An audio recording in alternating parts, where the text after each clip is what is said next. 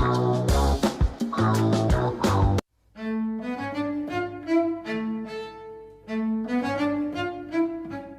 do you get when you cross a know-it-all newspaper columnist with an awkward, unsophisticated everyman? Yeah. Well, I'm just not sure about that right now.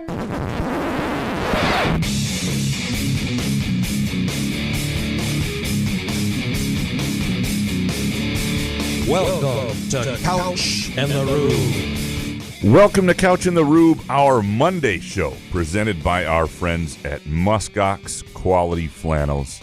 If you visit gomuskox.com, you can check out some of their new offerings. They've got a limited run on this Pine Grand Flannel that I think I'm going to purchase. I know more and more of our listeners have. I've been hearing from them. I hope you're enjoying them. It is a fantastic experience, a Muskox Quality Flannel. It's just different. You want to step up your flannel game. If you're looking okay in a flannel, I'm telling you, it is just the comfort, the quality, your look. If you've got 7 chins, you can have 3 chins. If you've got man boobs, you can get rid of them without working out. Like, they don't tell you this on 4 a.m. television. Muskox Quality Flannels. Go to gomuskox.com, and you can use the promo code PEACOCK for $15 off for Couch and the Rube listeners. Peacock. Jason, how you doing, brother?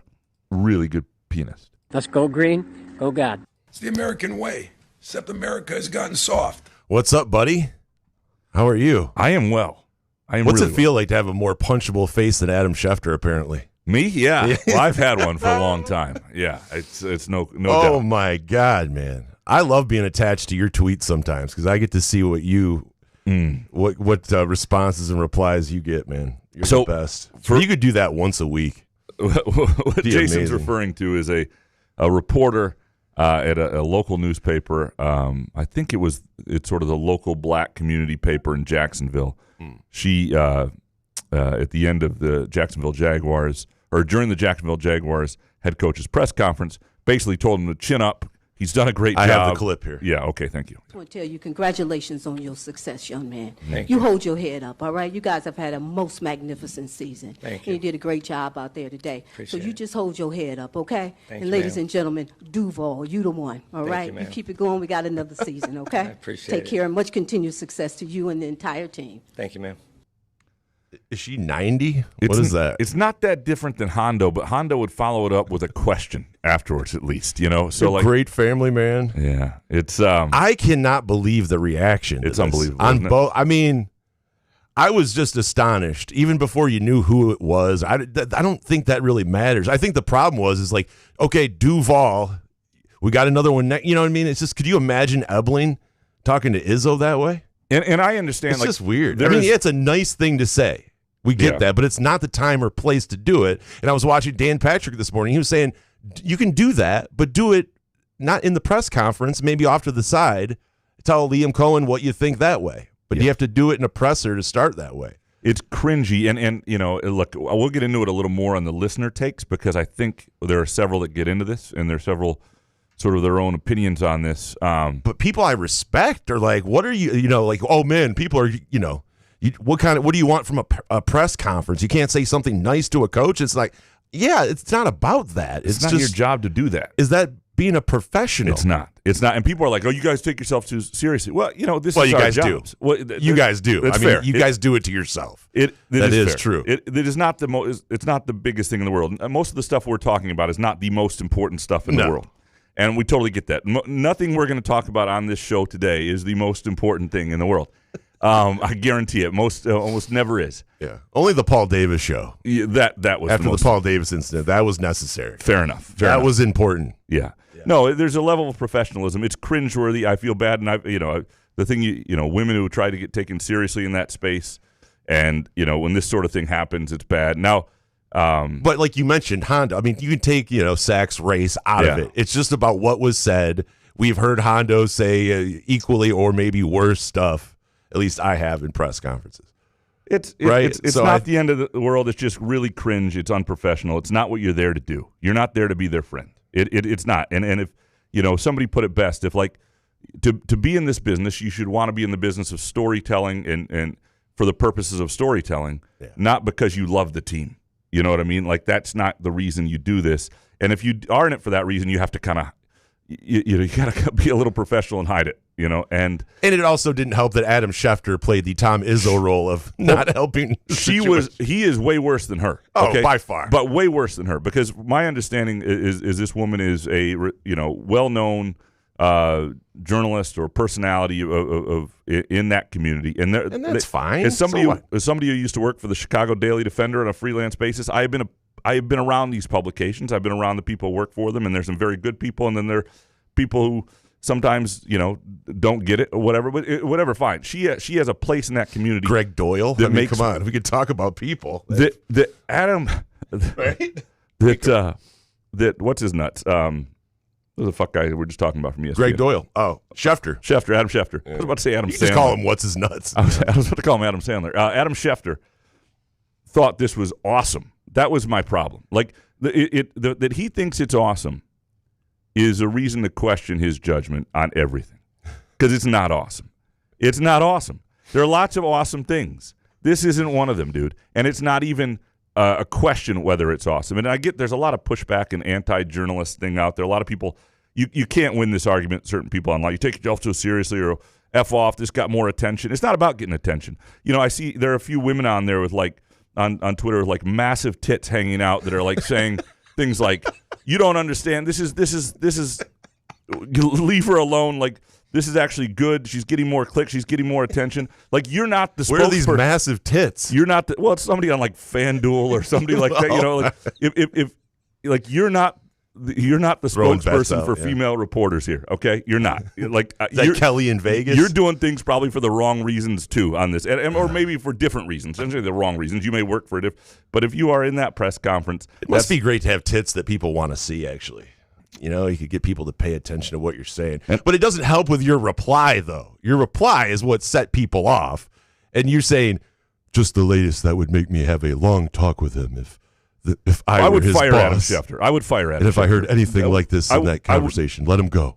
Day you one, were firing ESPN, Schefter. I would fire Adam Schefter. I would fire a lot of insiders. Oh, that would be the best gig. Because I would have long talks with Shams too at ESPN or Shams, because I look. He went to Loyola at a time with people I know there. Like but what's that? What's the problem with the insiders is the weight that the water they carry to the level in which they do. Like, everybody has relationships and people they prefer in the business, and sometimes we get caught with our biases slightly, and I get that. And everybody's human, but some of the stuff that all these insiders do, and this is everywhere. This is across the board. This isn't just him, but he's very prominent. Where you're like he's trying to sell the Trae Young trade. Like, this is his preferred destination, Washington. No, Washington's the only team that would take this guy. Right. Yeah. Nobody wants Trae Young. You cannot play winning basketball with Trae Young. Okay? You don't need to sell that. Don't be that insider, because it kills your credibility. Like, nobody wants to hear from these guys. They're good at finding pieces of information. I give them that in part because they carry a lot of water and they do what agents want and they owe people favors and all this stuff. It's not real journalism. I don't know how they sleep at night other than the paycheck, which I guess if we were getting paid like that, we might sleep at night okay, too. Yeah. So it's a different thing. But, yeah, I would have a talk with Shams and I would fire Schefter day one, and we'd start fresh. And But I mean, with Schefter and Shams, though, you just pay attention to those guys to hear the breaking news of Trae Young getting traded. I don't care anything else surrounding that. Yeah. I paid attention to Schefter because, he's going to break some news about coaching. Like, he has all of that. But when he goes off and he just does his own tangents, it's like, who cares? The problem is what they do when they break news is they give you insight into how they broke it. Sure. I got on my knees for this agent, and that's how I broke it, right? Anybody can do it. Anybody can do what these guys are doing. It's not hard. You have to decide that you just don't want to that you want to be beholden to somebody else, that you want to kiss the ass of these agents. And this happens with lots of stuff in colleges and all, lots of people, a lot of places. If you are an insider, you are beholden to people. You can't say what you really feel about things. You always have to kiss their ass. You have to get the right information. And look, and those people have value. They have information. But I'm telling you, it is a soulless life that they live. It is a soulless freaking life. Well, it's like Skip Bayless and Colin Cowherd. I used to like Colin Cowherd when he was on ESPN, but he sold his soul to the devil, and he's making $8 million to just say, to contradict himself, and no one takes his opinion seriously. So if you want to sell your soul and no one's going to take your sports opinion seriously, then that's understandable. He's not pretending to be a journalist. He's pretending to be I understand that. I'm just saying I understand, but I'm just saying in every industry they have those guys that are, you're going to sell your soul a little bit. You have to do that. and people aren't going to take you seriously. We've talked about it on this show. I'm willing to sell my soul. I could do that shit, absolutely. If no one wants to respect my sports opinions, I mean, no one has been doing it anyway. If you're going to pay me $7 million for it, but our souls are for sale. We do want to make that clear. Absolutely. They are. We're not above this. Right. And I did think it was a nice thing to say, absolutely, but it's just weird in that setting. So I don't know why you can't separate the two, because there's a lot of people. And by the way, I say this with people that I respect making these comments, not just faucet liquor with no avatar. It's just interesting. By the way, people there is are a faucet liquor now who's on there. One of our listeners has created a handle faucet. That's smart. It's probably a great account. Give it a follow on there. But you know what I mean? I just was shocked by I think you can have both. I think you can agree that it was a nice thing that lady said to go in there. But it's not the time or place to do it. And I don't hold journalism. I mean, come on, I do a show with this guy all the time. We bust balls. I think it's funny how seriously some of these guys take themselves. It is funny. That's why we bust their balls. But I mean, I just think you can have both in these things. The CBS Evening News is doing this on a nightly basis at this point. It's not Copel? Good. It's not good. What a penis! Then I have to see his commercial. He's throwing a football, and he's like, "Oh yeah, join me tomorrow." And I knew that was a bad hire. Come on. Not going From the days of Dan Rather, and we got Tony DeCopel.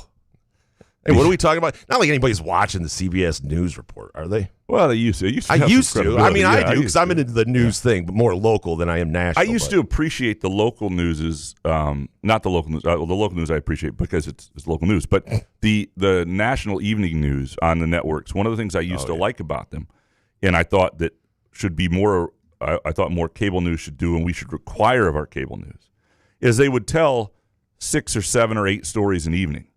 And I think that's important. It's sort of the standard of the old newspaper. Like, you may be interested in one thing, which is what we are now, and we go click on it online. That's what CBS Sunday Morning is. That's why I love it with Jane Pauley. There you go. It used to be you open the newspaper, and your interest was the MSU basketball game, but then you also read about this guy who scored 44 points for Pewamo Westphalia, and that's a cool story. Or this softball pitcher here. Like, it used to be a way of getting more things. You were just more broadly. And that went for news as well, but you're just more broadly informed, right? And that's what I always liked about it. If I were running, I used to say, if I were running the White House, I would say the only way you could be credentialed, I didn't care what your biases were or anything like that, but you had to tell 6 stories of newscasts to get in there. We're not doing a whole hour on one freaking topic every night on cable news and letting you in this place because you're not helping. You're just not helping. So you can decide whatever you want the 6 stories to be. But you better give people a broad-based, information. Anyway, so with all that being said, that you have a more punchable face than Schefter. I could not believe the people on Twitter, whether they be real or fake, actually coming to his defense on here. Especially good thing you're not his boss. It's just funny. Yeah. Good thing you're a useless nobody. I mean, it's just. Funny. There are some harsh truths in this, but I also I just love when you say you're going to fire somebody because people immediately get fucking super pissed off. I think at the thought of you possibly being the boss of somebody. Yeah. You know what I mean? And I can understand that. Someday. I've chosen. I do. I understand what a lot of these people are saying. But yeah. But anyway. The only place I've ever really been a boss was in Freeport, Illinois. So that was. Could you give me some water? And we got dry cleaning too. Were you that guy? I was not that guy. That's what a boss meant. That's not how that went. I was a sports editor of the student newspaper, and I made a couple bad hires for wrong reasons. But by the time I was at least in my 20s, we're gonna have to let you go. I was a little more. Adam, can you come in my office, please, Mr. Schefter? We'll get into a little more of that with the listener takes because there's some good. Did anything else happen? I mean, that was the most important. I mean, the NFL playoffs were absolutely amazing. I lost my ass. Amazing. Freaking Philly, Nick Sirianni. How did this team win a Super Bowl? It's unbelievable. Let me ask you this question because I've been thinking about this. Yeah. And Saturday sucked. Watching my wife jump around. My wife was like the Michael Irvin of the fucking Bears in our living room. No, and the thing that sucks if you're a Lions fan about the Bears, and we're gonna have this Goff, Jalen Hurts, Caleb Williams sort of conversation here. Oh, can't wait. Yeah. But one of the things that sucks is they may not get any further.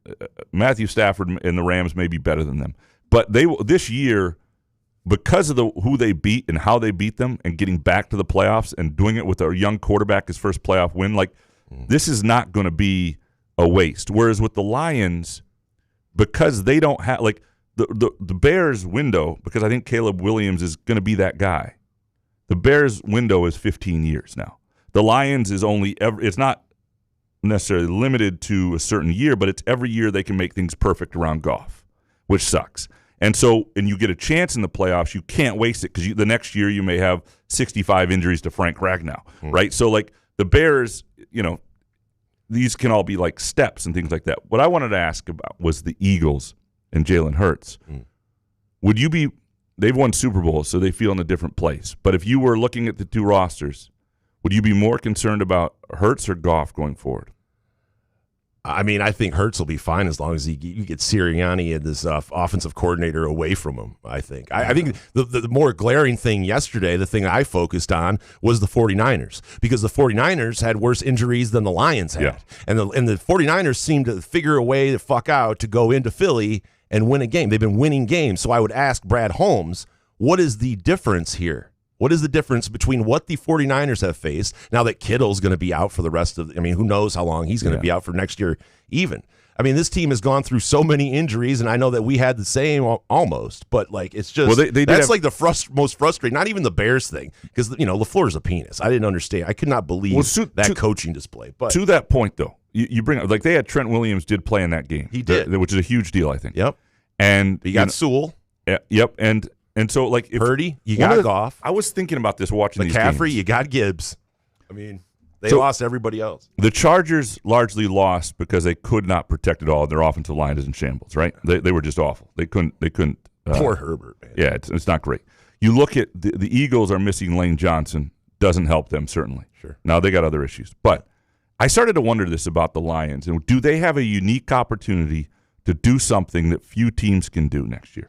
You gotta replace some guys. You gotta replace Decker probably. Ragnow obviously has been out, but you got to work on your offensive line. You don't want to plan to need either one of those two guys, right? But both of those guys, like Ragnow, kept himself, other than a detached hamstring, in decent enough shape to think he could come back this year. Decker is coming off his, what would it be his final year? I wonder, and this will not happen most years, but can you talk to those two guys and say, we're hoping we don't need you? Yeah. We might not need you. But can you spend one more year staying relatively in playing shape, playing weight? Because for offensive linemen, a lot of these guys lose a ton of weight, right? And then there's no way they could play. Can you do one more year at your playing weight and be prepared, if necessary, on a couple weeks' notice to join the team late in the year if needed? Because that's the anecdote to all of this. If the Lions can, because the scary thing is you can do everything right on the offensive line, which they have not done. But say that they do it next year. Say they hit with a couple draft picks, they sign somebody, the offensive line's rolling, and you can have a couple injuries that just change drastically who you are up front. And the ability to have a couple guys very close to their playing careers who probably still could be playing in the bullpen, so to speak.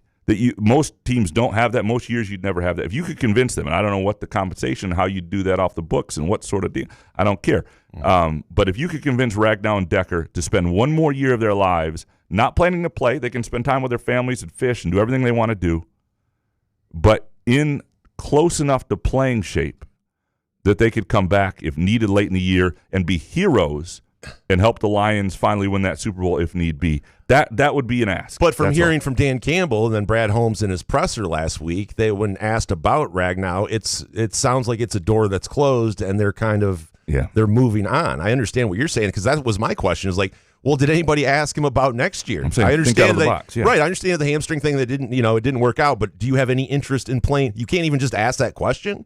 Or we can't disclose that, or does he have any, Or interest with in being Decker, ready. I just think Decker's just done. I don't know how long it's going to take him to get.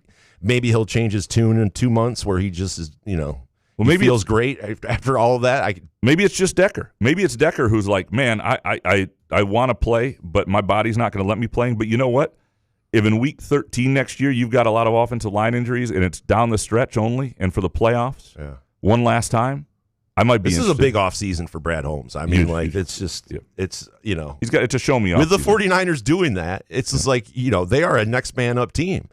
And why can't we be that way when guys go out? That said, I think the Lions would have beaten the Eagles yesterday too. Because I think the Eagles' offense sucks. I think you and I could be in the secondary and stop Jalen Hurts. Some of the worst play calling good. I've ever seen. It's unbelievable. All right, I have one more take. All right. MSU basketball related. because Don't coach my team. I think this week is a little under the radar. I would say this Tuesday to Tuesday 8-day stretch, which is Indiana Tuesday night at home, at Washington Saturday, at Oregon next Tuesday. Because if MSU is going to have a chance to win the Big Ten, this is the week we'll know it. You know, the two games against Michigan, Purdue, these are like swing games that'll probably determine it. But the top of the Big Ten, Nebraska included, Nebraska just won at Indiana. They've beaten Illinois. They're beating everybody. They're 16-0 at this point. The top of the Big Ten is too good this year to lose games that you probably shouldn't lose, but they're good enough teams to beat you. And some, teams are going to lose games to Indiana. Teams are going to lose games at Washington. Michigan State's only like a 4-point favorite on Ken Pom at Washington. Like this is because if you win these three games, Indiana, tough game, West Coast road trip, tough to win both. You go 3-0 and you get to 7-1 in the Big Ten with your West Coast trip behind you, and Maryland at home and Rutgers on the road ahead, two lesser teams. You're going to be 9-1 at the midpoint of the Big Ten, 9-1 going into the Michigan game.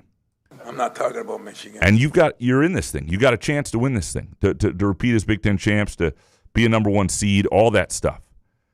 But if you don't take care of business this week in games that can be dicey, I mean, Indiana is the best of these. They're better than Northwestern. They're better than USC, and Washington is sneaky good. They've remade their roster. They're not great, but at home that could be a tricky game. It'll be a weird crowd because the Seahawks play that night, and I'm not sure in Seattle what it's going to look like. Oregon is strangely bad but has good talent. I don't know what's happened there entirely. But if you go 3-0, you're in a really good place. If you don't, you're losing games that the other top teams aren't.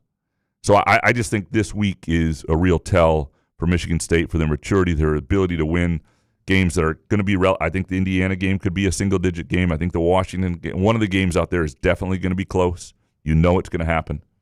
And so this will be the weekend that tells us whether they're going to be in the hunt or not. Now, they're still going to have to beat Michigan at least once probably to win it.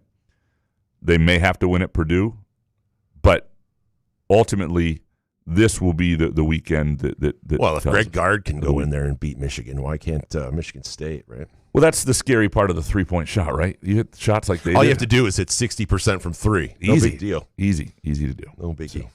You got anything else before we dig into rest in peace, Bob Weir from the Grateful Dead died on Saturday night. Thankfully, we're lucky enough to go see Dead and Company at the Sphere with John Mayer back in the day. It was great to see Bob Weir, but bummer. 78 years old. What a life. Yeah. Absolutely. What a life. I mean, even if you're not into the Grateful Dead kind of music, definitely check out one of the documentaries about them. You know what was wild? Kind of scary. I've gotten more into them as I've gotten older. I wasn't cool enough in high school. I knew of Grateful Dead. I listened like Pink Floyd and Grateful Dead. I don't think I was cool enough for back then. So a lot of this music I'm starting, that I'm 40, old, and a stoner. It's just like you get more into these things. Well, the older you get, the more you get into better music. Yeah.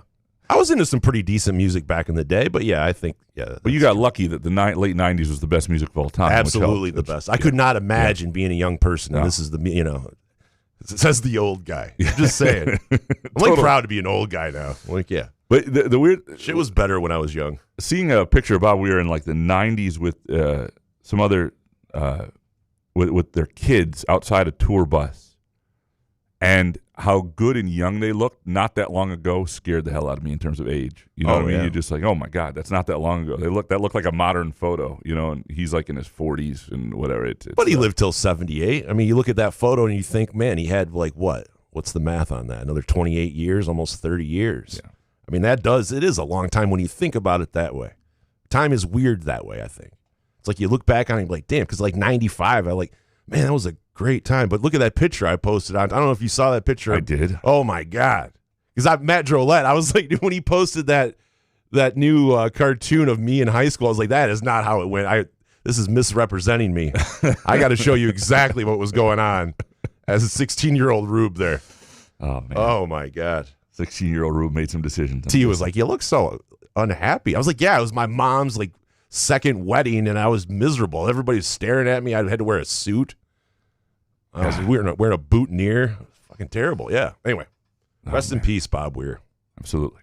All right, we ready to dig into these listener takes? Let's do it. Number one, I'm beyond lucky. Dominic, excuse me. Number one, I'm beyond lucky that the Bears still have a pulse, but fuck Nick Sirianni. Stafford going to carve up our secondary.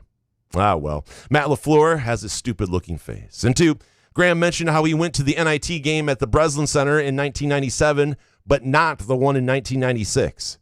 Remind the listeners why you couldn't make the one in 1996. Well, I was playing David in Godspell, you know? There's no shame in being Judas. You know, that's all. It was a production of Godspell. You're supposed to wait till I'm done with all of them. Oh, St. Paul's Episcopal Church. Sorry. 3, Yeah. Bears fans may be meatheads, but holy shit.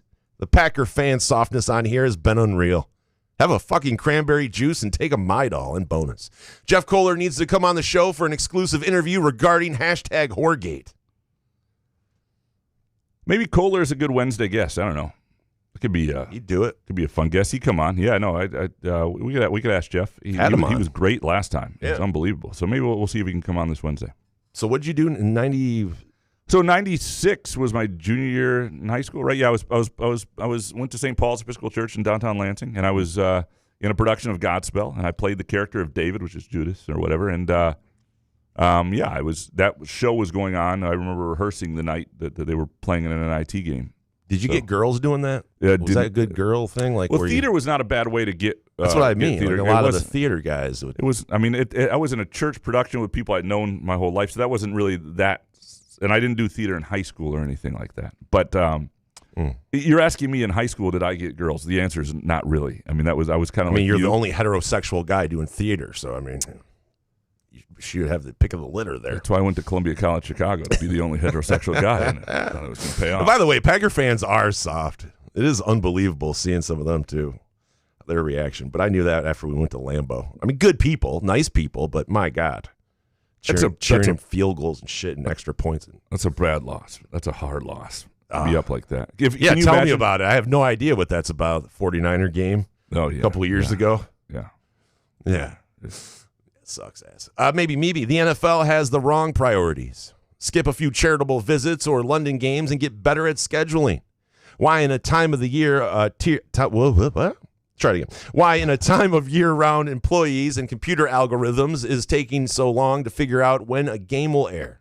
So I think she's frustrated about the Broncos game, and basically the NFL has said the days of the divisional round games, but not the times. It is frustrating. If they're going to do this Monday night game, I think they're doing is if the Steelers win this evening, and this is obviously Monday we're doing this, the Steelers, they want Aaron Rodgers on primetime Sunday night against the Patriots. If Houston wins, I think that becomes the early game, and Bears-Rams becomes the later game Sunday. I think that's all that's happening right now, and it's kind of shitty because people got to wait to make plans. It's weird they can't just figure out the Saturday games because, and maybe it's network related, but those two opponents are set. Just say which games at 3 o'clock or which is it 4:30 and 8 or which is the night game, because like the MSU basketball game is being held up because of this, because if the Seahawks game against the 49ers is at 8 p.m. Eastern time, which is then the Michigan State game's got to go earlier. Otherwise, later, like the whole thing, everything's getting held up because of this. The NFL runs the world. But yeah, you'd think right now they should be able to. It's a little obvious what they're trying to do with Aaron Rodgers and the Patriots on primetime on Sunday and why they're holding out. It's a little too obvious. Travis Maynard, number one, Matt should be fired. Worst coach with a lead in NFL history. Plays not to lose, and that's the best way to do so. And 2, MSU overreacted to the Duke loss. We function better as a team with Devine off the bench. We haven't been the same since. Rhythm is off. Rotations are jacked. Would you fire LaFleur? Don't coach my team.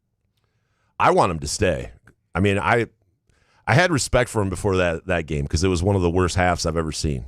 Like, yeah, not outside gambling related, but he's a young guy. He is a smart guy. I can see why the Packers would want to keep him. But if you have John Harbaugh out there, I mean, yeah. I got to say, I think I'm more scared of John Harbaugh than I am of LaFleur. So, but they're not. I think they're going to sign him to an extension. Yeah, I think they're going to keep him too. To the overreacted to the Duke loss. I think everything led to that Duke game. Like, so they had all these different games that were high-profile games, and they'd won them, and anyway. And it was sort of this crescendo, and they knew this game was happening. And then they took their foot off the gas a little bit in December, and they can see the schedule. They're human. I do agree, though. I disagree with starting Divine Ugochukwu. I think they were better. In Thanksgiving Day, or it was the Tuesday, the East Carolina game was the first time that Fears wound up in foul trouble, and they really had to turn to him. And he played a good chunk of minutes, and a lot of minutes at the point. And I get that it's East Carolina. But I thought what they were doing there, rotation-wise, was really good. And they've gone away from it. And I would be starting Kurt Tang. I would be bringing Divine Ugochukwu off the bench. Izzo does not agree with this. And so we'll see how long and if this is the way forward for very much longer. He's a bull in a china closet. Nathan next. No take. Just want your take on the reporter Liam Cohen exchange after the Jags game yesterday. How often does this happen at pressers you've attended? It's happened occasionally. I mean, it's usually not caught like this and doesn't go viral, and that's really what every once in a while you get. That you've heard that kind of exchange not with Izzo? Quite to that. You get some very, and not just Izzo, just different people I've covered, Hondo. or even because sometimes you're in the press conference, especially in basketball with the other teams, media and their head coach too, or whatever, and you hear it from that side. There have been some others. There are a couple fan people even beyond Hondo at MSU games so there have been a couple moments of this sort of thing that I can think of a little bit. It didn't, to me, I cringed, but it didn't sound unfamiliar, if that makes sense. It's and Coach, you're a family man. Yeah, That's how Hondo used to start it. Yeah, I was, once I found out who she was, I thought that was better than being working for Jags.com, right? Or, Jagslover.com. I don't think it matters.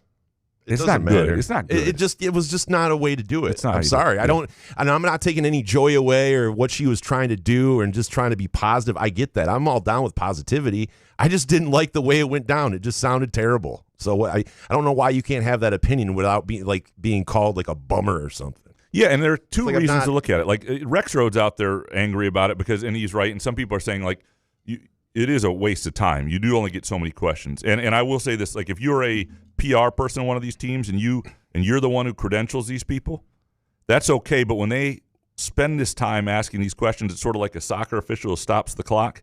You stop the clock on the presser. That doesn't count as a question. That doesn't count as time of the coach. That coach is sticking around longer because you did that. If that's on you for credentialing people who might ask that question. But somebody was pointing out that, especially late in the end of a season, after that press conference, you've got to get to the locker room. Some guys are leaving quickly. You don't have time to waste on stuff like that. Izzo press conferences, I don't stay for the whole thing. I stay until I get what I need or I've asked, and then I head to the locker room because everybody's stuck around. You get better stuff before other writers have waddled down there. I felt all of Fred Human. But in this situation, again, it's a lot's being made of it. I'm amazed that there's a pushback that people think it's okay. I'm amazed by Adam Schefter's response, concerned by Adam Schefter's response, not surprised by it. I would let him go. He's been doing that, though. Yeah. But by the way, the sideline reporter is almost as worse as whatever that lady said. I mean, why do they have to ask? I understand they're good. They're talented. I'm saying it's the questions. These guys, the coaches, the players, they don't want to do the pregame and the halftime interviews. You can tell on their faces they don't want to. They never say anything. And some of these sideline reporters will ask 2 to 3 questions. If you do this, just ask one. You don't have to ask 2 or 3. Two tops. 3 freaking, my God, Tracy Wolfson. I think Tracy does a great job at she's good at what she does. I get that. But why do you have to ask 3 effing questions pregame? These guys aren't going to tell you shit. Yeah. You don't hear anything. Just think of it in terms of this. If whatever you do for work, there are things that are just not professiontional in the workplace to do. They're against protocol is probably the too strong word, but they're not just against the norms, but they're not the reason you're there. They're not part of the job. You're not there to be somebody's friend. And I'm not saying you can't be friendly with people, but the job is to ask questions. And I'm not saying I hear the pushback, well, a lot of your questions are stupid and this went more viral. The idea is not to go viral on your question. The idea is right. Going viral is the worst thing you can do at a press conference. Understand that. Half the press conferences I don't ask a question at because I don't want people to know what I'm writing, and because otherwise they'll sometimes they'll take that route or they'll get. I don't want them to know. And sometimes I ask a question that has nothing to do with what I'm writing because I want people to throw them off. Throw them off the scent. Listen to this guy. Unless you want to hear the sound of your own voice, you actually don't want to ask a question in a press conference in front of other people because commodity stuff. If you ask a question and everybody tweets it out and gives it away, it's wasted anyway. I mean, that's not you do not want your question to go viral. That is not what you're trying to do. Couch is playing chess. Well, everyone else is playing checkers, apparently. Yeah. Anyway, I don't know why I'm not angry about that. I'm not angry at the woman. I'm not angry at the situation. I just wanted people to understand that's not how you do it. Balky Bartakamis next. Graham, I think your mini rant about credentialed NFL reporters is spot on. However, I must ask, do you not see some similarities in the way Michigan is covered? And if so, why do you refuse to call out that behavior? I know you spoke on the blue wall extensively, but just seems odd. Welcome to the blue wall. I have not been in a press conference I'm trying to think of one with like a Michigan fan reporter who's behaved that way. Do I think there's some, Michigan probably because it's such a big brand and has such a big fan base has more fan reporters, right? I mean, they have a reporter who is friends with Connor Stallions, who's in the documentary as his friend. Like that's not, usually how you do it. It doesn't make you very impartial. And so there's some of that stuff everywhere. But it's how you behave. Like Solari always calls them fantasy campers, right? People who aren't really in it to be in journalism. But a lot civilians. A lot of them also though understand that, they understand that they behave professionally in those settings. And that's all you can ask. I don't have a problem with people being credentialed who are of fan sites or of all sorts of places. The only ask is that you're just professional when you're in those settings. Spartholomew next. MSU's fan base spends too much time blaming Haller for hiring Smith instead of Cignetti and not enough time blaming Haller for pissing off donors. Cignetti was never coming here without a serious NIL and donor commitment, so whether Haller wanted to hire him or not is irrelevant. And that's why he won't be getting no damn standing ovation. I think this has gotten a little, it's like telephone tag, where what I said has gotten taken a little out of context. I don't think I ever said Alan Haller. We should go back and find it. I don't think I said Alan Haller would get a standing ovation. I said like a sitting applause, like a light applause, right, is what I basically said? Yeah, how could we possibly get that confused? A light applause. I think when he comes on, that's all I'm saying. Yeah, it's like you pushing a gay guy down the stairs. He didn't really do it, did he? Didn't happen. Right. Did not happen. Right. So, there are parts of that story that are real, but they have nothing to do with me.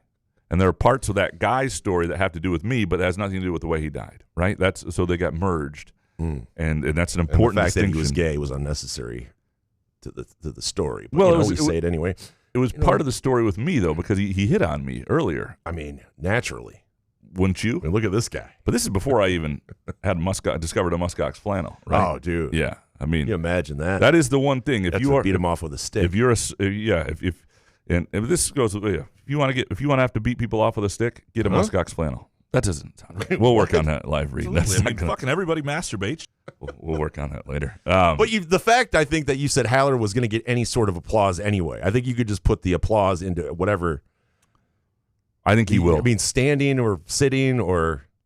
So let's say in the next 5 years, Michigan State hockey, and Michigan State women's basketball, and Michigan State volleyball, 3 sports that are not the top 2 sports, but sports that people care about on campus. Let's say they all win national championships. All his hires. How's football doing though? Well, and football is recovered from. What does that mean? Well, they're a good team. They're 9-3. Okay. So obviously he didn't kill football, and he built these other programs. He lost his job over it. But 9-3 though. Making the playoffs in those 5 years. Say football's made the playoffs. Yeah. Those other 3 have won a national title.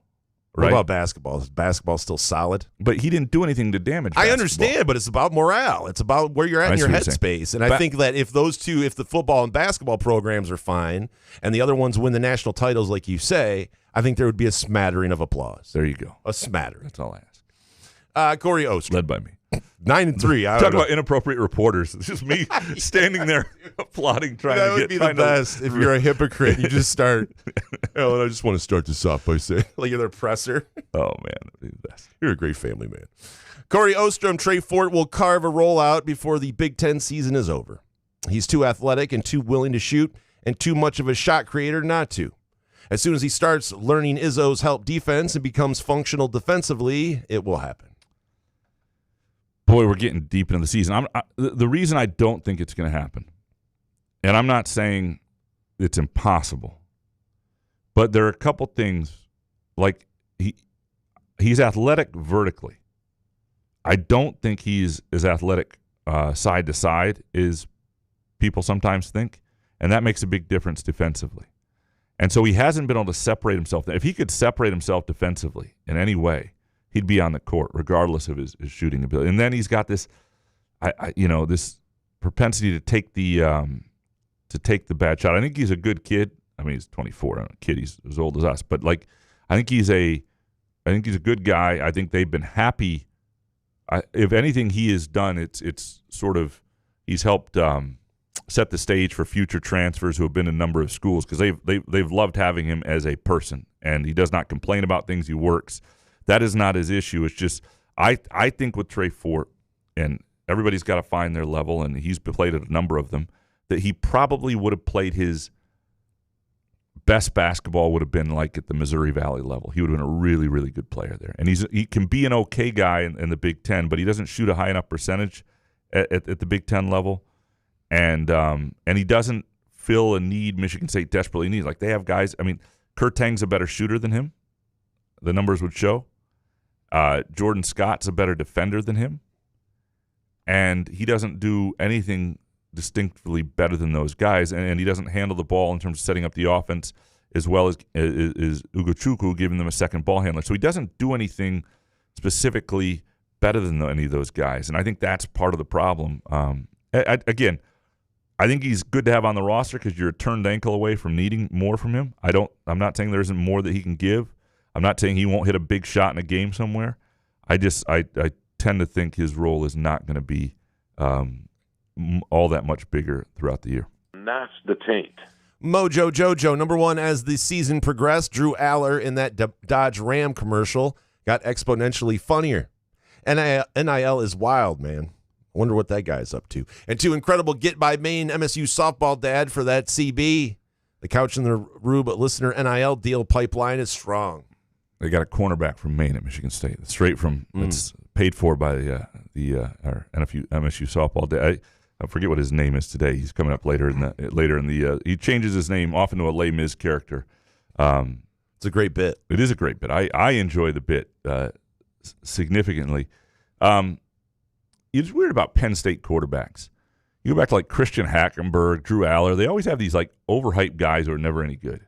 And I don't really understand what no school that I know gets a more hyped quarterback who isn't that good of the same ilk than like Penn Is that a State. James Franklin thing then? I don't know. Vodtech is going to take some that sort over. of machine going there with like guys NFL teams like who actually suck. Yeah. Spartan 18770 next. Number one, the high school football recruiting model is as obsolete as Blockbuster Video. Miss Blockbuster. It is great. It was great. Why invest your school's time and money on an unproven player? Let some other program develop them. No need to offer an unproven athlete $12 million when you can give that money to a second player. And two, college athletes are a commodity at present. What is their productivity, their eligibility, their return on investment? The student athlete is dead in revenue-driven sports. Yeah, you can give more money to a seasoned player. Yeah, the high school, it sucks for high school kids. And ultimately, I think this is part of the, and I don't know what collective bargaining will look like, but, and who will have the voice. But if all these lawyers talk about caring about the athletes and free market, but the high school athlete's been badly hurt by this. And they're athletes too. They're where these guys come from. And their ability to have, part of the reason you have so many guys transferring up is because they have to start at another smaller school first because they're overlooked or there aren't as many scholarships as there used to be. It's harder to be a 2 or 3 star, start in the Big Ten and develop. You're going to start, in the MAC and then leave. And you can argue that's just the system now, and that's like the system they have in English soccer and a lot of play. But the problem is this is supposed to be college. You're not supposed to have to transfer. You're not supposed to have to meet your friend group at 17, 18, and then get too good for them in basketball and decide, okay, I got to go to a different school. There's a lot of things that are wrong presently, and it sucks on a number of fronts. And I just, I saw a column the other day about how this is actually just a changing point, that college sports aren't in crisis.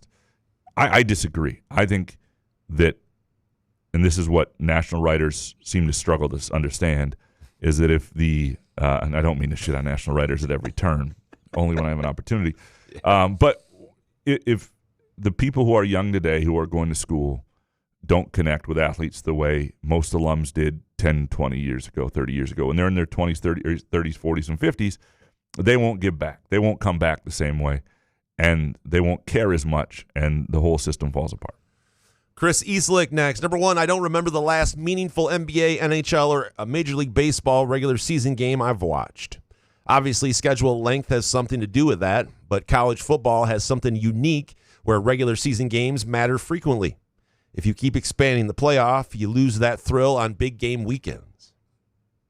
I think that's already happening, though. Oh, two, MSU is good and very talented, but something just doesn't look right this year, and I can't figure it out. So MSU hockey, okay, so go to your point that you were going to make. No, that was it. I just think it's already happening where, like, especially me, where I was a big college football guy. I love the NFL more, but college football, the regular season, the games during the week would mean more, but now it's just like, teams can lose 3 games, so it's like. Let me ask you something, a question about meaning in regular season, though. He brings up MSU hockey after talking about the NBA, NHL, and Major League Baseball. Who has, like, a random, Friday night game, Michigan State hockey? What's less meaningful, that or an NBA game, an NHL game, or a Major League Baseball game? Well, it depends on what you're into, though. I would say I'd say MSU hockey is less meaningful, and I think MSU fans are going to have to deal with this too. And I know they did years ago. But if you love MSU hockey, then it's your thing. That's fine. You can cheer and get into it. It's the best day for you. In a single elimination postseason. Yeah. Where, like, look at MSU hockey the last 2 years, had unbelievable regular seasons, right? They won 2 straight Big Ten titles, 2 straight Big Ten tournament titles, like toast to the town, great runs, emotional games, and it got them nowhere in the NCAA tournament and a single elimination thing. And I talk about what I don't like about the NHL playoffs is that too often the lower seed teams win and the regular season loses its meaning. And those are 7-game series. You get a 1-game series in hockey, like, you want to talk about pointless. I mean, just about everything MSU hockey does this year is pretty pointless until the NCAA tournament. It sucks. And that's because they don't, to me there that you could really set it up with, got to win 2 out of 3, that sort of thing. And that's not to say that another Big Ten title wouldn't be meaningful. It wouldn't, all that stuff. I get that. And MSU hockey's probably not going to win the Big Ten this year, and maybe that's good for them. Maybe that helps, that they'll be, they didn't do them any good last year. They've got the goods still to win a national title. But if you're talking about bringing meaning to the regular season, MSU hockey does not have it. In terms of college football, yeah, I mean, there's some danger there. If you get to a 16 or 24 team playoff of the regular season not meaning something, it's where you have to have seeding really mean something. That's why I think buys are important, home games are important instead of bowl games. Like, if you go to a 24-game playoff, which I think is too big, but say you did that, and now you've got 8 teams with buys, so that would still matter, and your first 3 rounds are on home sites, the higher seed, that would create meaning in the regular season, because being home in college football is a big deal. Alpha Brett next. Graham, you need to start consoling Izzo after losses like the female reporter did to the Jags head coach. And from Ruggentub, you guys are amazing. I love the show. Graham, what are the odds you convince Solari the next time MSU basketball loses a big game that he tells Izzo to keep your head high, young man, and congratulations on a wonderful season so far? I'm sure Izzo would take it well. I think Izzo would punch Solari. Dude. He would be so... Graham. He wouldn't even know what to do with that. Izzo would hate that.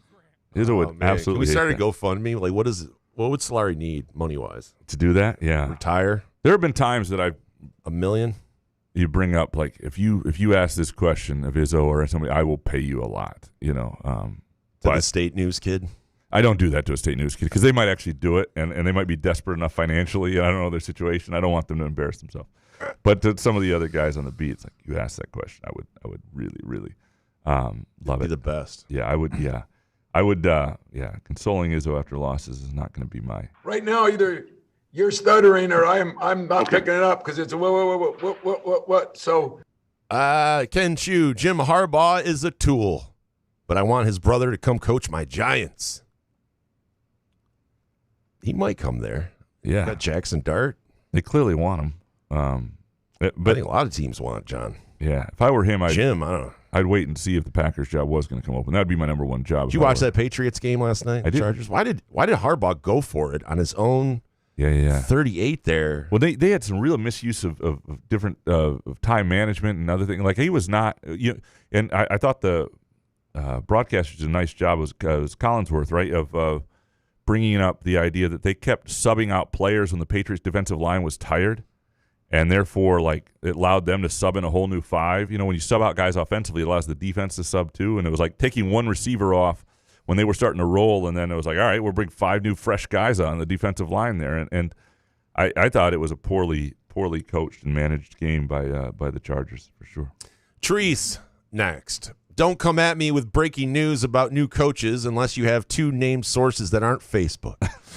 Also, everyone should have a digital frame. They are pure happiness. All right, where did this come from with Therese in the Facebook? Well, she, her friend Ann owns an art studio in Okemos, Art Unlimited. If you love art, go out there and check it out. I love that place. But she does work there to help her friend out every once in a while. And apparently there was this Michigan fan that was at the art studio talking about how I think Jim Harbaugh got fired or something like that. It was she needs to tell me some of the details. She told me, and she's going to get mad at me when she hears this. But it was like something about Jim Harbaugh. The guy just didn't know sports, and she knew that because she's around me, so she knows somewhat. She knows a lot about sports because I'm just constantly watching sports. So she was like telling me about this guy and about how he didn't even know what he was talking about. She's like, I knew it more than what he was talking about. I'm like, yeah, there's these guys. Everybody has like an uncle like this who just reads Facebook and shit and has no idea what he's talking about when it comes to sports. We've all been in conversations with these people, right? Where you hear something someone says and you're like, okay, this guy doesn't know ball. Like something obvious. I got you. You know what I mean? I got you. Did she think things were really happening or no? She was just frustrated. No. She knew he had no idea what he was talking about because Jim Harbaugh was about to coach in a game on Sunday. Like, why would you fire a guy before a playoff game? Yeah. I think he was talking about John Harbaugh. Gotcha, yeah. I do love the digital frame, too. The digital frame, good, with the rotating photos and everything. Yeah. It's the best when we have, like, people over. On the rare times we have people over, they'll just be like, all of a sudden I'll hear, why do you have a picture of Larry King on your digital frame? Why do you have a picture of Larry King? It makes me laugh. That's great. Come on, rest in peace, Larry King. I love that. Come on, Larry King. Larry King was the best. The funny thing about Larry King is he didn't pretend to do the research on his guests. Absolutely not. It was like you just knew. Like at the time, like peak Larry King and peak Charlie Rose were happening, and you might watch them in the same evening. Yeah. And you'd have Charlie Rose would have like read every ounce of the book of the author he had on, or the whatever who he had on. Larry King would ask questions. He's like, this guy clearly didn't read the book. This is like me in high school, throw out the cliff notes trying to get through a test. It was unbelievable. That story by Therese is, of course, a story worth telling, presented by our friends. She's going to be mad because I think I forgot something. Midtown Brewing Company. They are launching some January winter specials, including $13 food specials running every day from open to close. Every item comes with a side of pub fries. Other sides are also available with an upcharge. You can stop by this week and try some new items. They got a patty melt, fish Sammy, Avo BLT, spicy turkey wraps, just some great stuff. They've got comfort food. They've got lighter food. They've got everything. A great place for a date night or just to stop by after work or have a work lunch in downtown Lansing. Midtown Brewing Company, 402 South Washington Avenue. And I'm telling you, you will definitely enjoy the vibe. And if you like a stout, the American Stout there is fantastic. Like Tim Stout. Midtown He'll be Brewing there. Company. Absolutely. By the way, after you're done watching us on YouTube, put in Norm Macdonald, Larry King. You're welcome. Big John Hogg next. Justin Herbert would look great in Honolulu blue. I play just about every day, but I would absolutely take the Rubes golf class. And 3, I've heard that Couch is a chronic masticator. Care to address these allegations, Graham? What is a masticator? Doesn't mean beating off. Absolutely. I mean, fucking everybody masturbates. Masticator. Hold on. Shout out to the Big John Hogg wanting to take my class. Oh, somebody who, something that grinds or chews heavy machinery. Yeah, it's.